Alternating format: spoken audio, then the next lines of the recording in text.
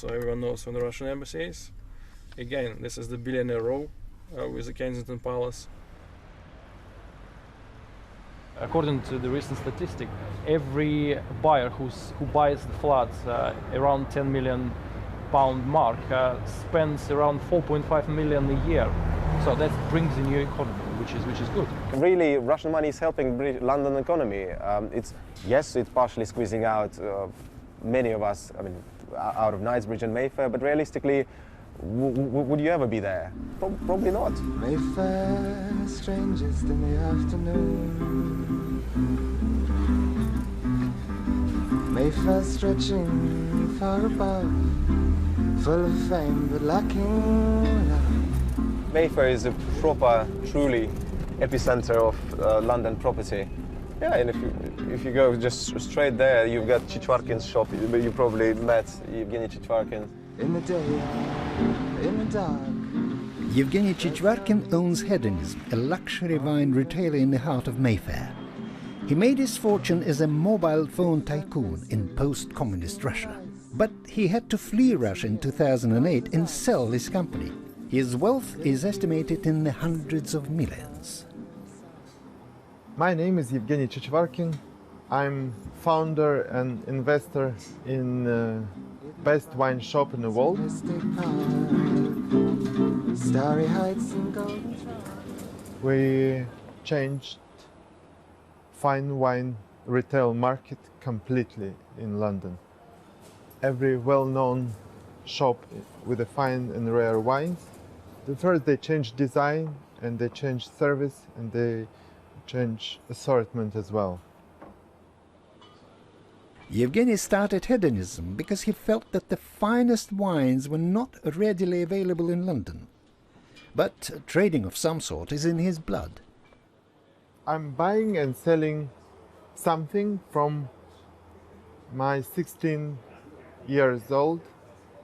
When I started to selling something, it was illegal, it was Soviet Union.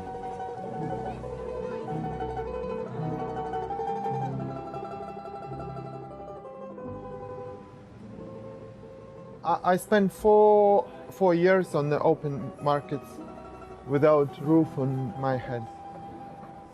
Winter, minus 20, I have frozen toes, but still positive wave of every customer. Everything changed for Evgeny with the fall of the Soviet Union. He was just 17.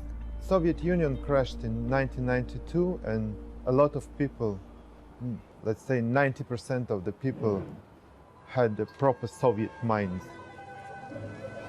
And it was easy to make money. We started selling mobile phones when the penetration of mobile phones was less than 1%. And we just caught the wave. We started from one shop, one very small shop, like a corner shop. And then opened another one, and then another one. I just wanted money. Evgeny started his business aged 22, and it grew so fast that he didn't even realize he had become a millionaire. Our accounting manager said us when we reached 2 million. I don't remember the years because it was kind of nightmare. 24/7 non-stop, buying and selling.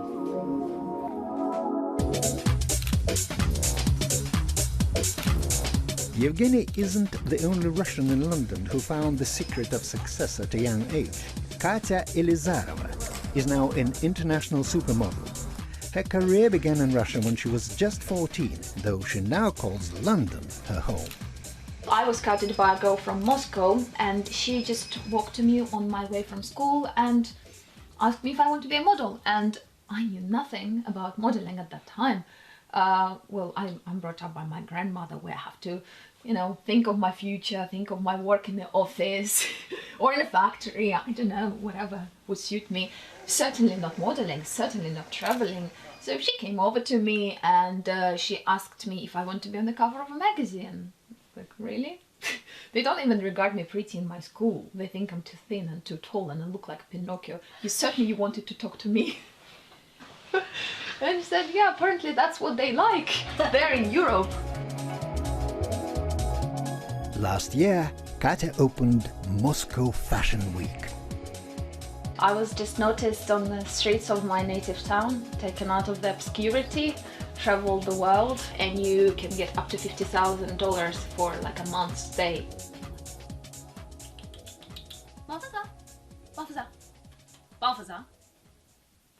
I loved England from the very beginning. I loved English language. My dad was obsessed with the Western culture.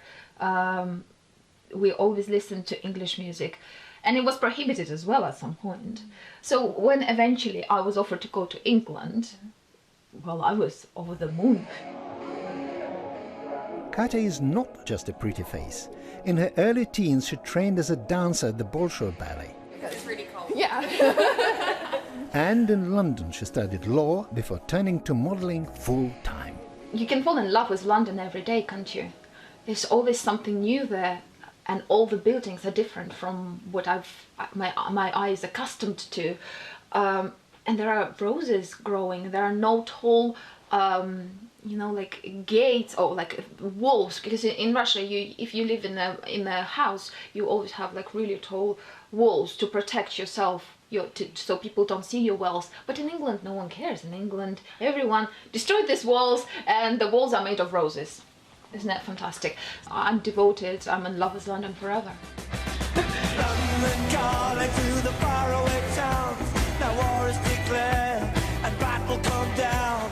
London calling to the underworld. Come out of the cupboard. While Evgeny and Katya have undoubtedly worked hard for their wealth, people remain suspicious that some of the money of London's rich Russians is not quite as honestly hard-earned. But Roman feels blanket accusations are unfair. Everyone thinks about Russian money in London as this crazy, as Dmitry rightly said, crazy money that's from oil and gas, that sort of connections to the government. But Russia is a huge country of 140 million, and we're talking add Ukraine and everything else. Not everyone is connected to the government. There are huge retail chains where billionaires are made. There are huge internet portals. There are huge restaurant chains, everything. And so there are loads and loads of properly clean businessmen who have no connections to the government. One rich Russian who amassed his wealth in high finance now invests in art and has a personal collection of post-war Russian art estimated to be worth over £40 million. So what does money mean to Igor Tsukhanov? The first money you earn after business, whatever, you put residential. Then maybe second home. Okay. Then maybe to stay in 5-star hotels or to fly first business class. So, but what else? After these few simple things, which basically save your time, and for example, in the queues, in the flights, whatever, it's like basically saving your time. So after that, it's, you should be you should have imagination how to spend money for yourself. So therefore, I would say in this level, yes, I think guys start looking, okay, what if I don't buy myself? Okay, I can make, what I can do. So and that's bring them to the charity, because in the charity it's unlimited.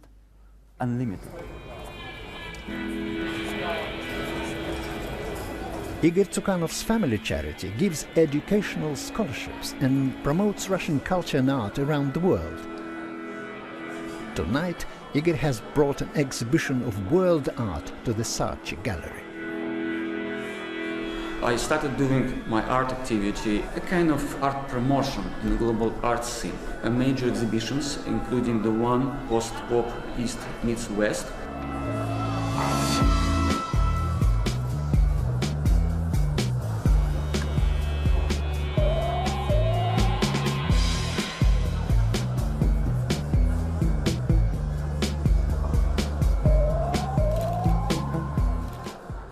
Nearer me at 14, don't worry, 16. Igor has collected much of his art at auction. One auction house he knows well is run by William and Catherine McDougall. They specialize in Russian art and handle around a quarter of the global market. 120 I will take. Their story is a classic tale of Russian-English connection that goes back generations. Our families knew each other, but William's grandfather left after the revolution. Mine stayed in Russia, but the families kept pre-revolutionary summer houses. So I grew up with William's cousin. So when William went to Moscow to look for his relatives and actually meet them, so that's how we met. I always knew that I had the Russian heritage, was always very excited by and intrigued by my Russian grandfather. So yes, I always knew it, and I suppose you could say the great adventure of my life was rediscovering the Russian connection. 100,000 starting. We have two big dates twice a year, two auctions, so we work for 6 months and we never know what will happen on the day. So fate is always decided within a few hours. Over the years, Igor Tsukanov has spent a great deal of money here. It's like a theater and gambling at the same time, and it's all big money, so people get very, very excited. At 210, sir, 210, 220, 230, 230, 240, 250, 250, 260, 270. Rubbing shoulders with collectors who spend millions, Catherine has gained particular insight into how great wealth affects character. Money is basically energy, and a lot of money is a lot of energy. And not every person can handle a lot of money. So I think that, if we're talking, couple of million, it's not wealth. It's kind of still not something that changes your personality. But if you go, into big figures, if you go, into hundreds of million, closer to a billion, then it's a different, absolutely different energy. At 950 then. Have you all done? At 901 million. I now have the 1 million in the middle of the room at 1 million. And I'll take 1.1 million. On my right, 1.1 million. 1.15 million. 1.2, so 1.2 million bid. 1.2 million. More? All done. So, well done. Thank you very much indeed. What is actually the definition of wealth? Those guys who are worth, let's say, 100 million, they say we are not wealthy because there are guys who are worth billions. So those guys who are worth billion said we are not wealthy. There are tens of billions. So it's just completely different. It's all about perception, because anything above whatever 50 million or 60 or 100 million, it's much. So it's really nothing about the numbers. So numbers means nothing. To be a wealthy man is the man who can afford to spend lots of money on charity. That's for me. That's what a definition I like. So the rest is not important, because the cost for living, it's pretty kind of minimal for anyone. It doesn't matter. For Igor, his love of both art and philanthropy have become one. I say it's not only hobby anymore. It's not profession, but it's a kind of art support from a philanthropic point of view. If you look carefully, you see a face inside the flags. And he said to me, when we're painting the stuff, there was no idea to put the face over there. I'm not sure I trust fully what he's saying, because it's clear the face over there, it's clear. But he didn't admit that it was intentional, it was unintentional, I say. Igor's deep passion for Russian art reflects a connection many of us feel with Russian culture, even if we are choosing to live in London. Welcome. We're very excited to have you with us, and hopefully you enjoy the journey. The journey starts today and never finishes. One way we keep connected to the homeland is through the annual Russian Ball, one of the highlights of the social calendar for London's Russians. The ball echoes back to pre-communist Russia, when debutantes were presented at the court of the Tsar. hoping to make an impression with their faultless footwork. Very big step, smaller. 1, 2, 3. Yep. 1. No, it's the left leg. We go with the right.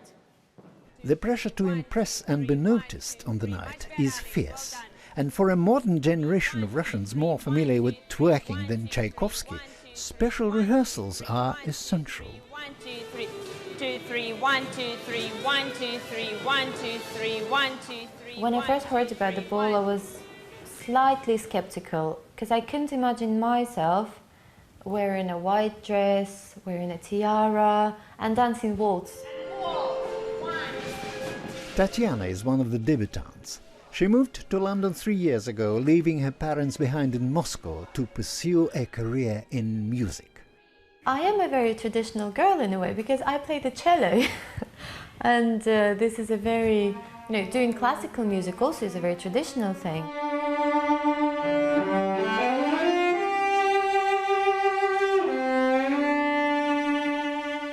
My dad is a self-made man.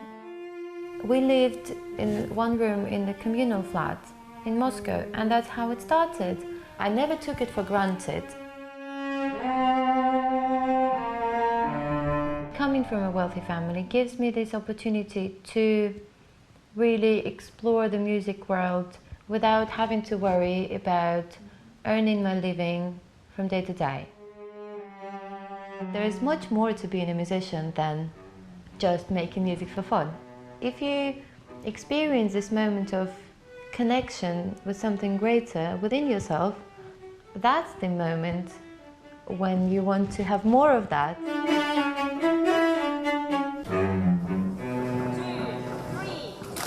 Tatiana and the rest of the debutantes have just 3 weeks to find a connection with the dances that will open the Russian ball. But some are finding it more challenging than others.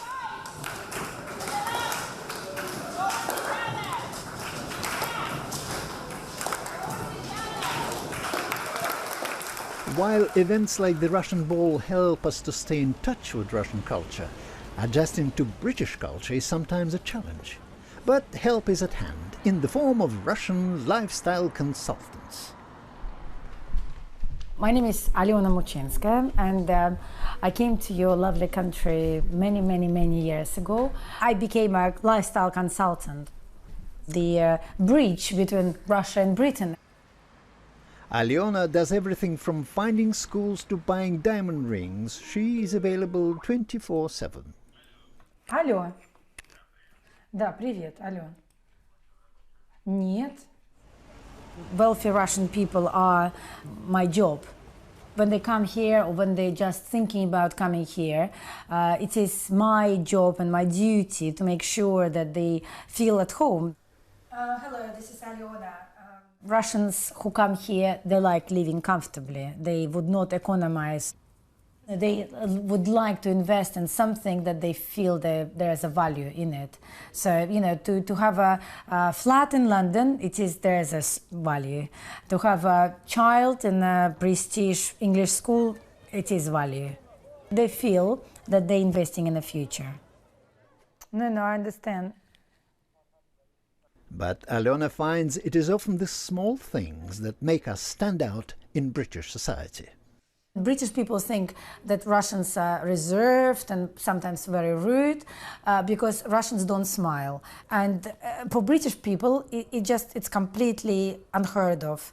They really feel offended because they smile and I just think that in Russia, if you smile at the stranger, unless obviously it's a very pretty young girl, people just think that you are really quite strange. You probably better not even look at this person anymore because there's something wrong with him, perhaps, most likely. 2 of Aliona's clients, mother and daughter, Natalia and Christina Muller, have been in London 2 years now, but still find the cultural differences a challenge. Okay, can I speak, please? Of course. Okay, my name is Christina and my mom's name is Natalia. And we're both really close and we're both like friends because I have secrets and I don't have any secrets from my mom because I tell it to her all the time. So there is nothing I hide from her. For 1 year, you know, I just explored London, explored British people and not British, because a lot of internationality, live here. British people, Brits, they are very open. When you first see them, you know, they every time smile, and they very polite. And do you agree with me? Yeah, I do. But sometimes they're thinking bad things inside, but I don't think that my mom's friends think bad about her inside, because they invite my mom everywhere. Yeah, but when you want, for example, in Russia, when we like somebody, like to be, like personality, and want to be like closer, we want to be closer with this person. You can actually feel it and see it. Yeah, but when you try to be close or closer? Closer with Brits, it's impossible, because there is a wall between and them. You just can't understand. They are so nice people. What's wrong? Maybe was something wrong with me? Maybe I'm just like... No, I know. It's like with my friends as well. They don't let to go inside. They don't share everything that they have, the thoughts. You know, people have different cultural things, you know. Some of nationalities don't like being touched, and Russians would kiss you 3 times, and, you know, an English person who is kind of, you know, he just, you know, just think, oh my God, and especially men, and you just think, hold on a second, you know, I don't know you. The mullahs, like many wealthy Russians, have a second home in London. They can commute to and from Moscow just 4 hours flight away, whilst the families live here. It is safe and cultured. There are plenty of Russians, and of course there is excellent shopping. Это малыш. Вот я сказала, что мы купили наш диван у тебя в магазине. So I've prepared some nice concept for your bedroom. Natalia and Christina are in the process of renovating their flat in central London. And then all the other chairs you have without. That's big. It's quite big. And you can like make it smaller when you put this. Yeah, for it's sure. London thing. London thing, why? We don't have it in Russia. And this. Oh, come on, Christian. So what's your favorite? Anna Davidson is a Russian businesswoman who has set up a successful design brand in London, catering to wealthy clients. She feels you should take a closer look at why Russians enjoy ostentatious displays of wealth before you make judgments.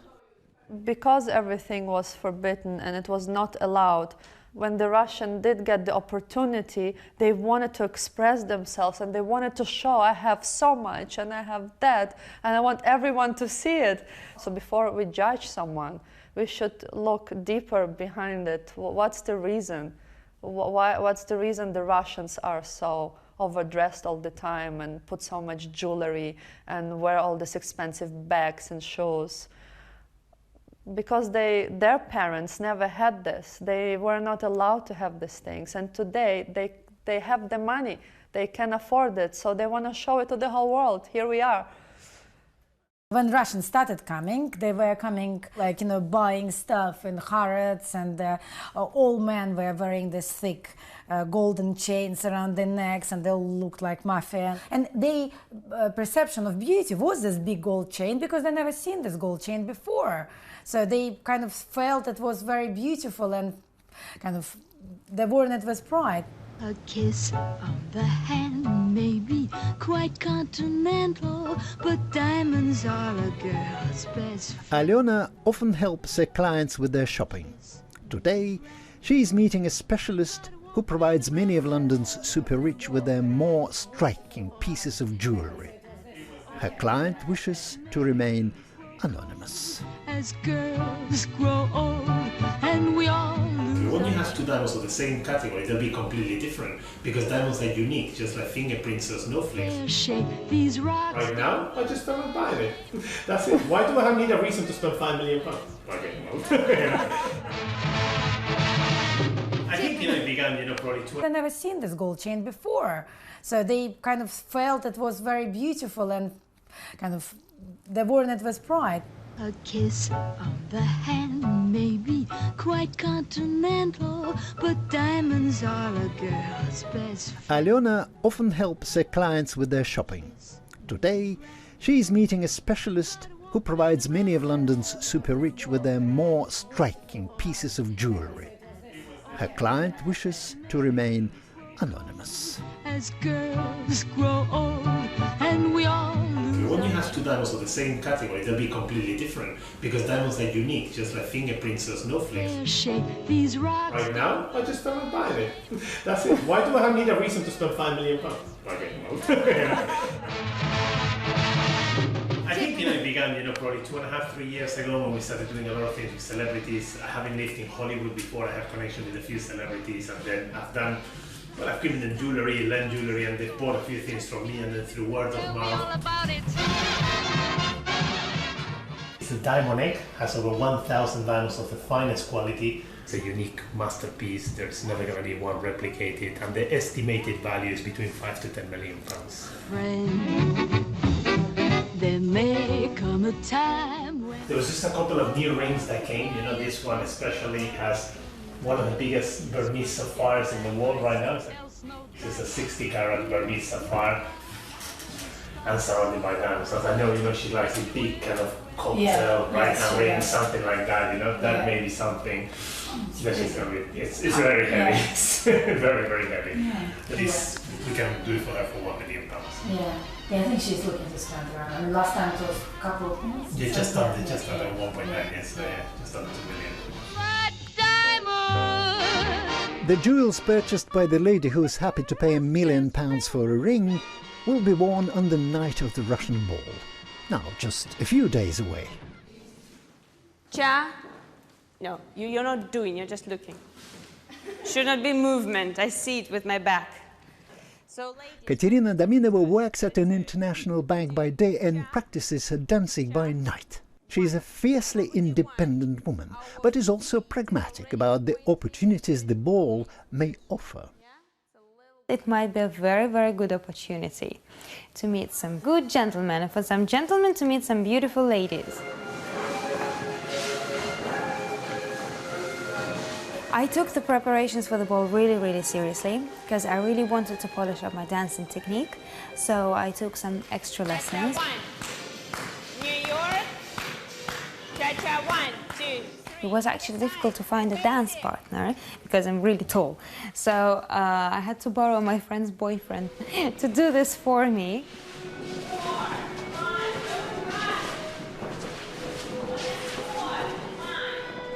I would never call myself anything like money elite.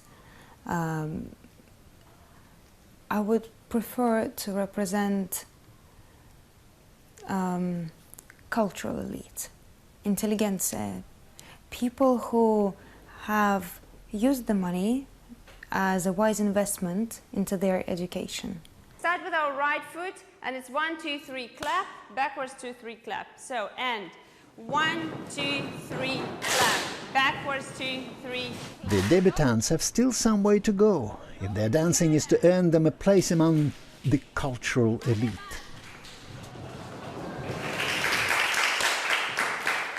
Oh, it doesn't sound like you impressed them very much, being honest. With regards to gentlemen, a responsibility is on your shoulders, no pressure. I see you've all got potential and you're like picked up a lot from the first class, but you need to speed up because we have only 3 classes to go. It's really nothing. Like many of the debutants, Katya was born into what was then the Soviet Union. Sit? That is not sit, this is down. Going to university in England helped her to understand some of the differences between our countries and put them in a historical perspective. I studied law, and reading law was also sort of learning about England and understanding why law is so important in England and how it is never going to have as much appeal in Russia. I guess Russians have been abused quite a lot by our politicians. and it's a huge country. I mean, how can you even rule a country like that? And Russians have a mind of their own. Not that our English don't, but English believe in a higher order, that in justice, because maybe justice is done, maybe because you witness justice, but it doesn't happen that often in my country. So people lose their ability to think that anything good ever comes from the government. Well, I say no law, no justice. It's getting better. I hope it does. But we are still in the progress of creating it. We've been thrown out of developing pretty much during Second World War. I mean, 20 million men died.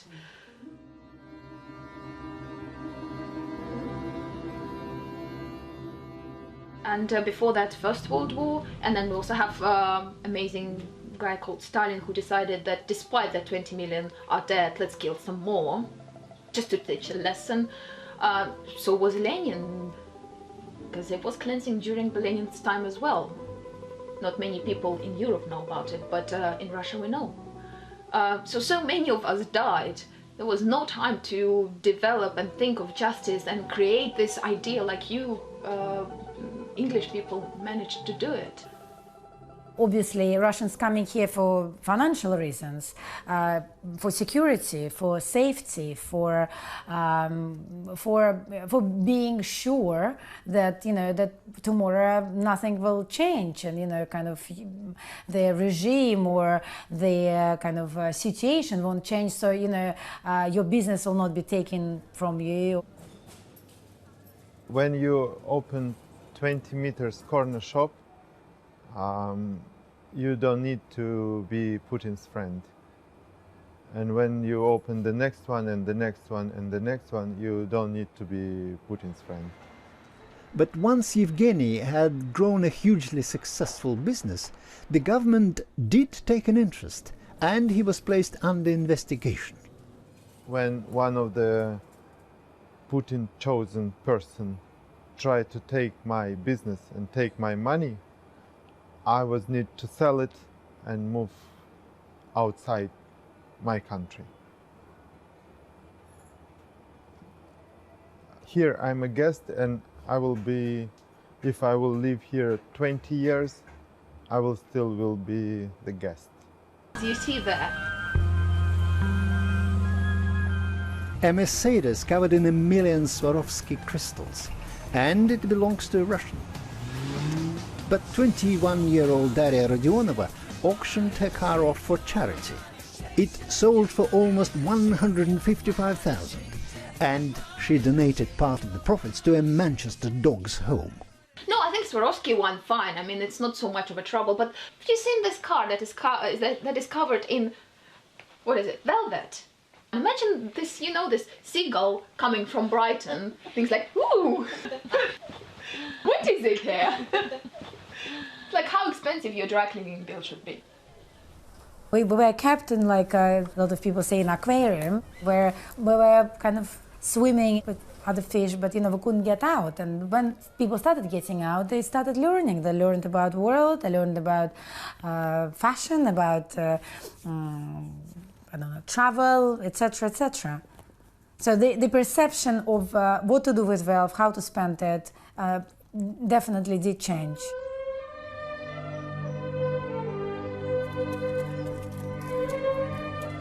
Yevgeny Chichvarkin has been attracted to a sport associated with the British upper classes.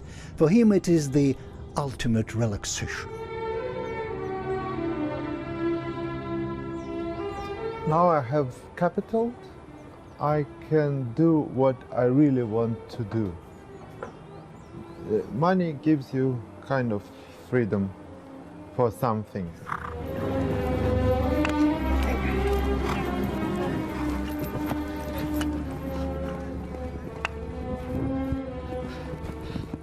When I'm on the horse, I forget my name, my age.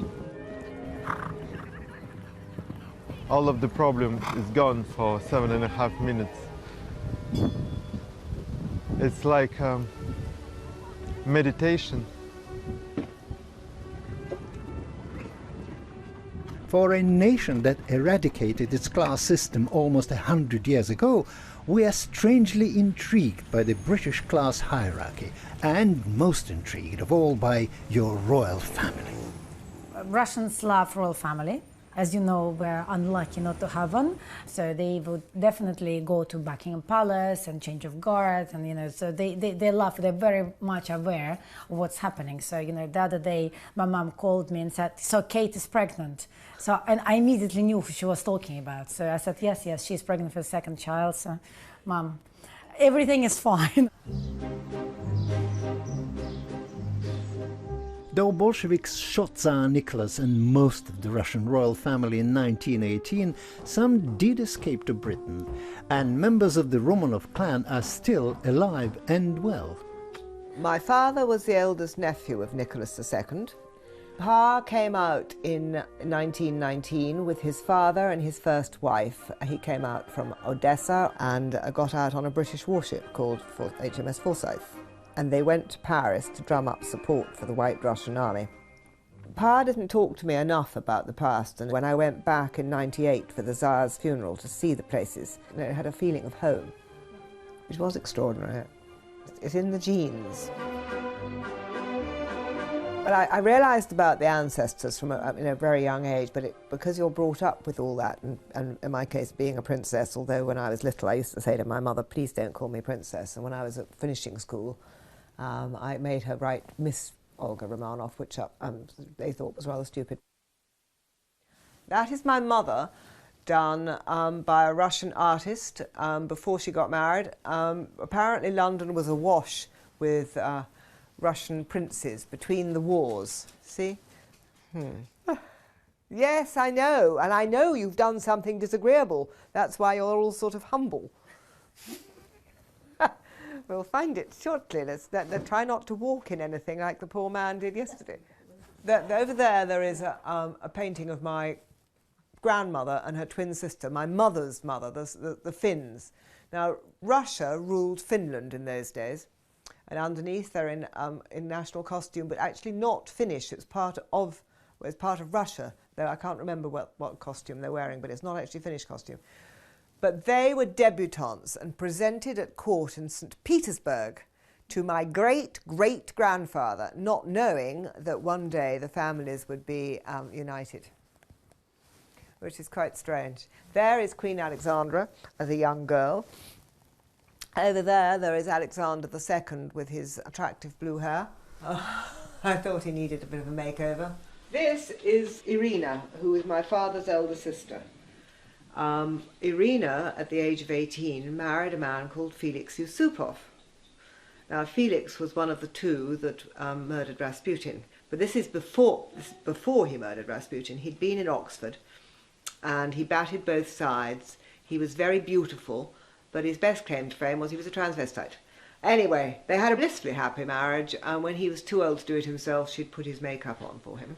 She used to smell of Gauloise and Chanel, and she was hilarious. She did wonderful caricatures for me when I was sort of sitting on my pot.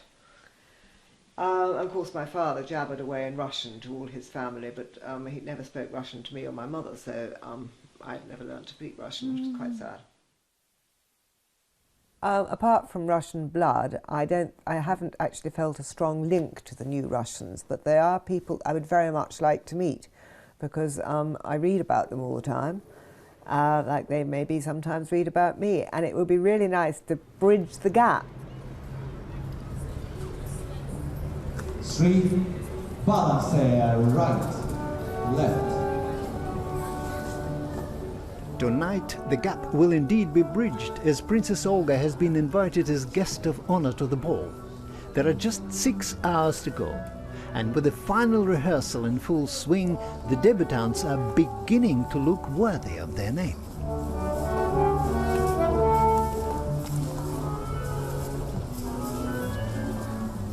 I am from Ukraine. We have Dan, who is coming first. He's also from Ukraine. So as you see, there are some political things happening around, of course. So whatever happens with politicians, we're still human beings. We still respect. We're still always glad to see each other and do something together. Well, I'm very excited to be a debutante at the Russian Ball in London this year. And it's a good reason for my family to come and visit because they're all still in Moscow and I live in London. I've been living here for the past 3 years. Яблоко. Да, Oh да. my God! I mean, I feel like a Звезда. real princess. I mean, even sandwiches. When my mom was my age, she already had 2 children to take care of. So I really feel privileged that I can do things that I like and I can have relationships that I like. Happy people, thank you. I stopped comparing myself to my parents because I understand that I'm already in a very, very different world, different place. Tonight I've got to wear my princess face, which isn't really very regal, but you know, I have to put on a show and act. The first ball is a time when she's first out, properly out, and ready to show off her beauty and probably to find the prince. The closer we get to the ball, I actually get more and more excited. I can't wait. Please stand on your final position for beginning of course. Final 4 lines. I'm looking for someone who is strong and reliable, someone who can look after you. Whilst banker Katerina is looking for a romantic prince, Alyona and Katya debate gender roles over working lunch, a subject that inspires passionate discussion. For me, understanding of what women is and what man is probably a little bit backwards. It's about women being at home and taking care of children, and the man being a brick wall. This is this Russian expression that no Englishmen understand when we say, oh, we want a man that is like a brick wall. It's like, what do you mean? Why do you need a brick wall for? Take it up very offensively. Are you calling me a brick wall? Yeah, no, exactly. I'm not calling you a brick wall. It reminds me of when I was growing up in Soviet Union. We had these questions, and all the boys were asked who you want to be, and all the boys were answering cosmonaut. Yeah, of course. Oh, no, I mean, and all the girls were asked who you want to be, and they would just say mother. So we've got a lot of it in. I know my grandma was like this, and is like this, and in schools. But when you come to England, what do you think?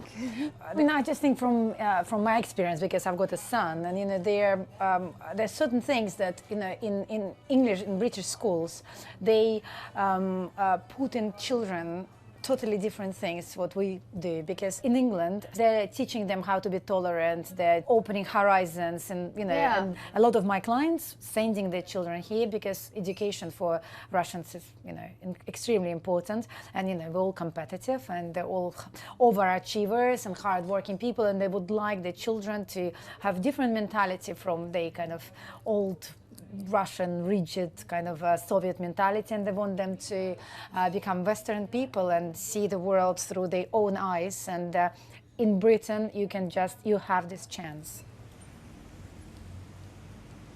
I've always wanted a dog. Actually, I have a dog in Russia. It's a Chihuahua and Dachshund crossbreed. But now I really want another dog, so I was asking my mom for like 8 months, and then she said yes. And he's shaking because he's really cold now. Don't be scared. Okay, let's go. Be careful. Нормально? Как тебе мои волосы? Go. Как тебе мои волосы? Очень хорошо. С другой стороны садись. Alyona's client Natalia came to London largely to give her daughter Christina a top British education. Tell me, how was your school today? How was your day? It was really nice because I got 2 merits in chemistry, but then it was really bad. 2 merits? Yeah, 2 merits. Oh, my and also, but then I got 1 debit also, because we did this really cool experiment, and then I spilled these carbohydrate thing on someone's t-shirt, and then and it burned. No way. A little bit, like a little burn, and then it was really bad, and I nearly got a detention, but I know it's so bad, but yeah.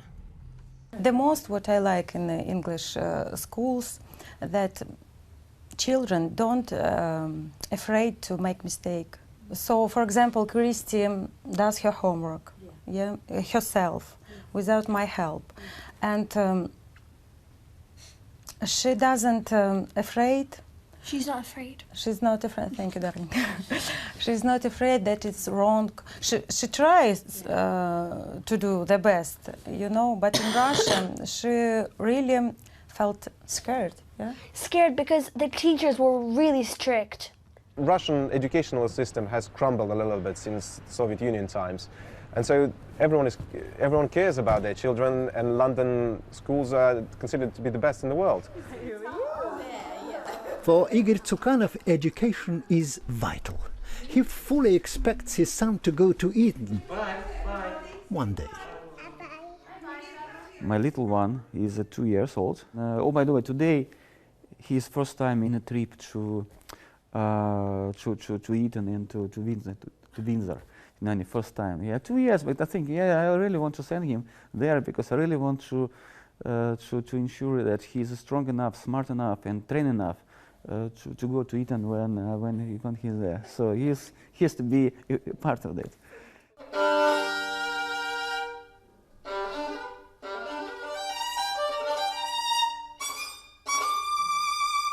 That's a matter of control. Let's do it again. From the passage, don't rush the passage. So my daughter now, she's 12. She just started last year in Wickham Abbey. It's also the top private boarding school.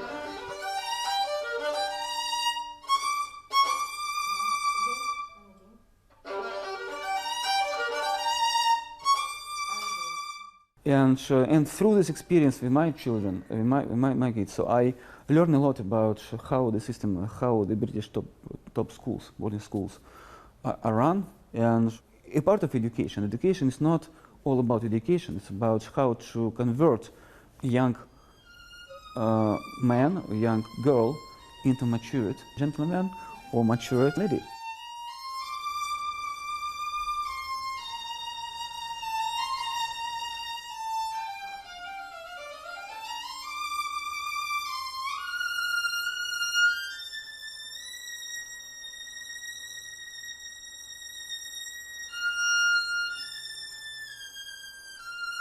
My first wish would be for my daughter Katya to be able to continue her music career to the level at which she will decide whether she wants to be a professional musician. But it's not only his own children that Igor is supporting. Through his foundation, he offers scholarships and bursaries for gifted students to attend top schools in the UK and Russia. I think that now there is a new generation of young people who were born in the 90s, and they're ambitious to learn, they're ambitious to do their own business, they're ambitious to challenge themselves. They go to very, very good universities, they work really hard, and the society is changing. What's going to happen to parents in Russia when they realize that their children has set up so fully now integrated and living here? So most likely they'll move. So the wave of Russians that currently has happened in the last 10-15 years is going to continue, and a lot more prosperous, educated, intelligent Russians will move here, and that's not a bad thing. I think London's done really well.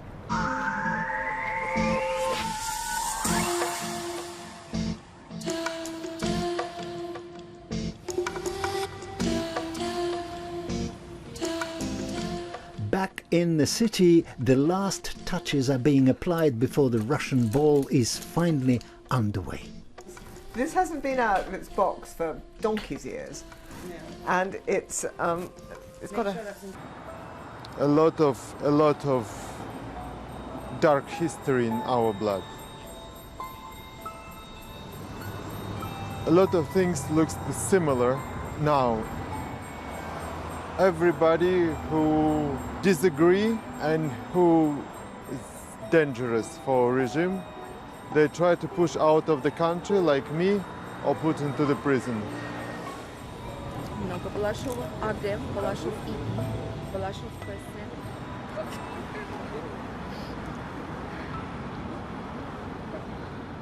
And now, when you're reading the names, the big list of political victims who are still in the prison in Russia, I feel like my nation is damned by by ourselves.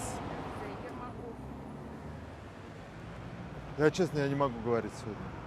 Я вообще не могу говорить.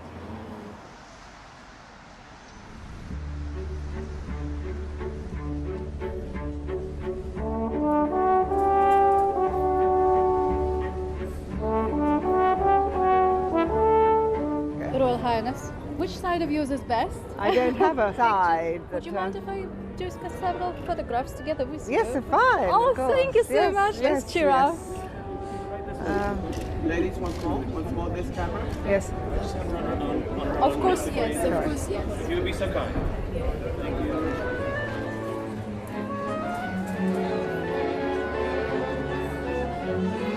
Ваши аплодисменты дебютантам второго русского бала в Лондоне. И сейчас я приглашаю всех гостей присоединиться к танцующим.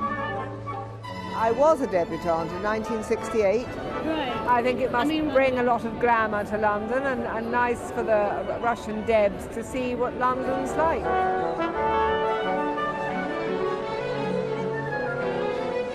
For me, money is not that important.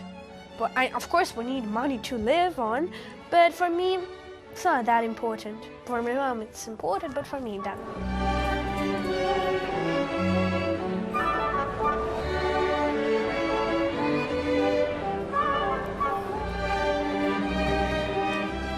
I mean, of course, they can buy you a very nice lifestyle and they can fix a few problems, but money can't buy you love.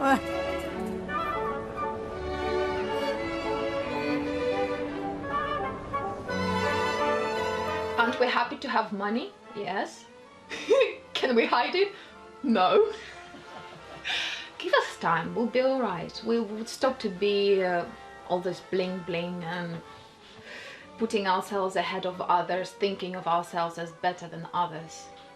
We all do it. I don't know, English or Russian.